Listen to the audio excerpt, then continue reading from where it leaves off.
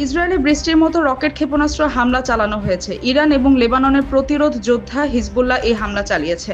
এতে ইসরায়েলের বিভিন্ন এলাকাকে নিশানা করা হয়েছে। বৃহস্পতিবার ইরান ইন্টারন্যাশনাল ও টাইমস অফ ইসরায়েলের এক প্রতিবেদনে এ তথ্য জানানো হয়েছে। ইসরায়েলের প্রতিরক্ষা বাহিনী জানিয়েছে, ইরান থেকে ইসরায়েলে ক্ষেপণাস্ত্র হামলা চালানো হয়েছে। তবে এসব হামলা ঠেকাতে ইসরায়েলের আকাশ প্রতিরক্ষা ব্যবস্থা সক্রিয় রয়েছে। অন্যদিকে টাইমস অফ ইসরায়েল জানিয়েছে, লেবাননের সশস্ত্র গোষ্ঠী হিজবুল্লাহ বুধবার সন্ধ্যায় উত্তর ইসরায়েলের দিকে ব্যাপক রকেট ও ড্রোন হামলা চালায়। কয়েক ঘণ্টা ধরে চলা এই হামলায় লক্ষাধিক ইসরায়েলিকে আশ্রয়কেন্দ্রে যেতে বাধ্য হতে হয়েছে। আইডিএফ জানিয়েছে, কয়েক ঘণ্টার মধ্যে উত্তর ইসরায়েলের দিকে প্রায় 200টি রকেট নিক্ষেপ করে হিজবুল্লাহ। তবে সব রকেট সীমান্ত অতিক্রম করতে পারেনি। এর মধ্যে বেশ কিছু রকেট বিভিন্ন লক্ষ্যবস্তুতে আঘাত এনেছে। এতে এসব স্থাপনার বেশ ক্ষয়ক্ষতি হয়েছে। এছাড়া হামলায় অন্তত 2 জন আহত হয়েছেন।